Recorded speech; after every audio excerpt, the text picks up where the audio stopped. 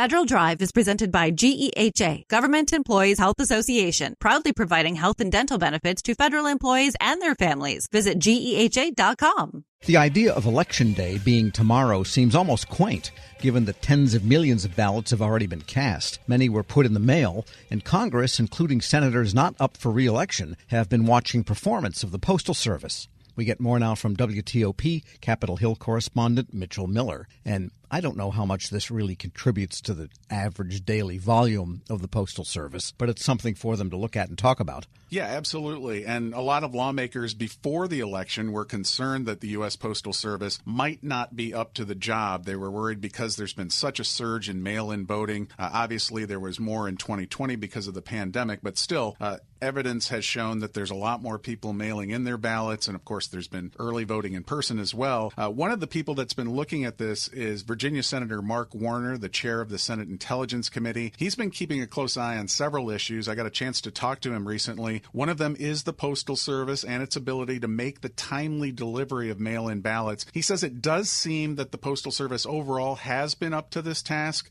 There had been these concerns that were raised by secretaries of state and others. It's been a big concern in Virginia, but so far, he says the evidence is good that it's going well. Another concern he has as chairman of the Senate Intelligence Committee is disinformation, and he's urging voters to be vigilant. I think we're all going to be tested. There are other nations, China, Russia, and Iran in particular, who want to interfere in our elections. They may have a candidate choice, but at the end of the day, what they mostly want to do is undermine our confidence in our system.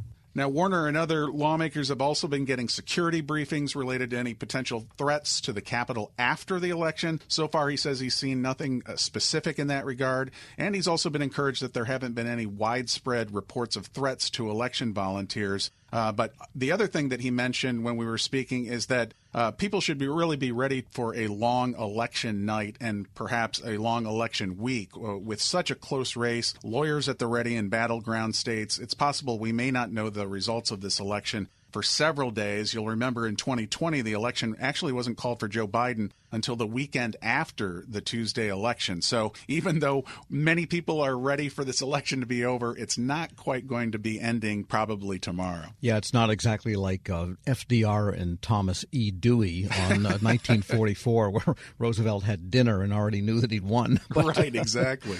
Yeah, well, then there was 2000, where it went to the Supreme Court, and it was days and weeks, the famous Chad issues. Golly nibs. Incredible. Yeah, we managed to louse it up ourselves without any help from Iran and all those countries. But anyway, so the other issue I guess you're watching is control of the House and the Senate looks really close. It does. It's really going to be many people think actually the race for the House is actually going to be just as close as the race for the White House. You have basically about 24 races across the country that are really going to decide whether Republicans stay in power or whether they are ousted by Democrats. A lot of them are in New York and California. And because they're in California, that's another reason why we probably won't know the results of who is actually in charge of the U.S. House of Representatives for not just a week, but probably several weeks. Many of those election results, as you know, take a long time to come through, sometimes several weeks. So we'll have to see what happens there. There are also some very close races in Virginia and Maryland. And really, with just a 4-vote margin one way or the other, it's going to be super, super razor thin. And then you move to the U.S. Senate, another very, very close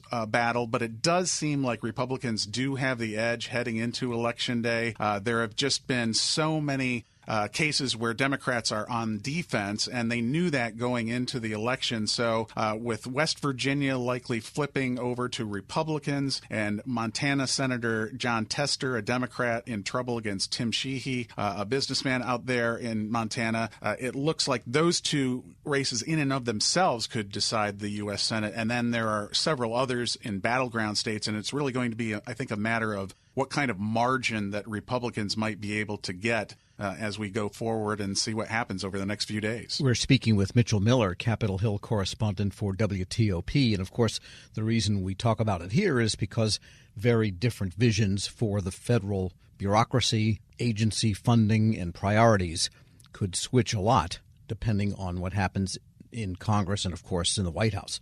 Right, absolutely. And we're going to see that actually probably play out with the lame duck session. There's obviously the huge issue of getting federal assistance in the wake of hurricanes Helene and Milton, and one of the first things that lawmakers are going to do is they're going to take up funding for the Small Business Administration. Just last week, there were senators from North Carolina, Louisiana, Florida.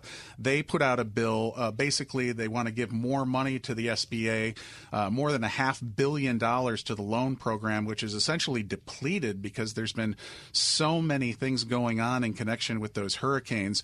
So they really need to re-up that money. The question is, how much money is going to be approved and how quickly will it be approved? And I think that is also going to be dependent, as you noted, on who knows that they're coming into power or remaining in power in January. And so that's really going to shuffle a lot of federal funds around and really affect a lot of federal agencies. And briefly, when does Congress actually come back into session? Believe it or not, they don't come back until a week from Tuesday. So we will already be well into November before they come back. And let's not forget, they also have the broader issue of FEMA funding. They have to replenish the disaster aid related to that. And, oh, by the way, they need to approve a budget. And so there is a lot of work that's going to have to be done during the lame duck session. And by the way, what do the fortifications look like around Capitol Hill because of the election going on?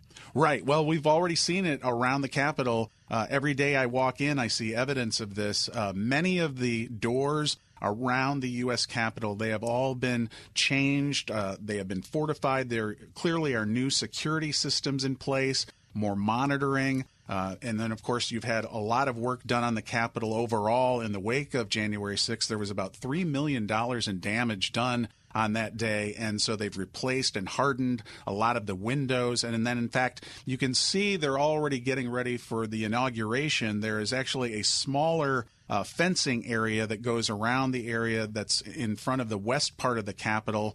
So a lot of preparations underway right now. And, of course, behind the scenes, a lot of security preparations being taken as well.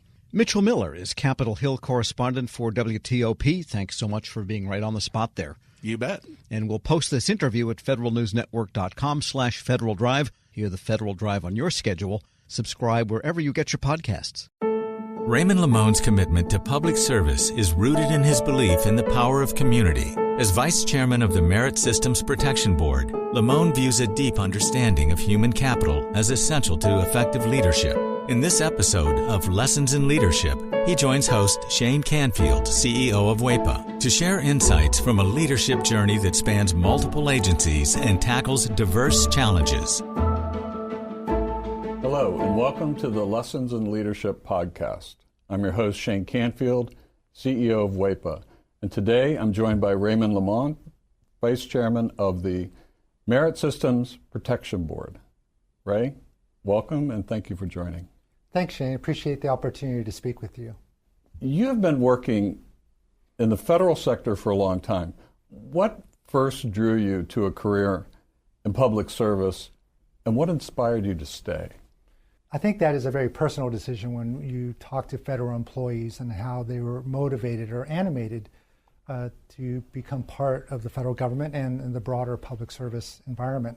I can say that probably started a little early. I'm the oldest of 10 children. And I knew early on that being part of a team was important, and we all had our roles and responsibilities. So my parents, of course,